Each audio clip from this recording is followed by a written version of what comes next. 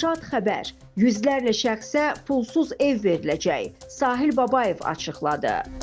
Azərbaycan Prezidentinin Azərbaycan ordusunun hərbi qulluqçularının sosial müdafiəsinin gücləndirilməsi tədbirləri barədə yaradılan komissiyanın növbəti iclası keçirilib. Sahil Babayev komissiya tərəfindən Müdafiə Nazirliyinin təqdim elədiyi siyahılar əsasında mənzil növbəsinə mütəmadi baxıldığını və vaxtaşırı mənzil almaq hüququ qazanan hərbi qulluqçuların mənzil növbəsinə əlavə edildiyini bildirib. Komissiyanın iclasında Müdafiə Nazirliyi tərəfindən təqdim olunmuş 606 nəfər hərbi qulluqçunun tam təmirli mənzillərlə təmin olunmasına dair qərar qəbul olunub. Qeyd edilib ki, cari il üzrə dövlət büdcəsində nəzərdə tutulmuş vəsait hesabına alınan tam təmirli mənzillər növbəti il ərzində hərbi qulluqçulara təqdim olunacaq.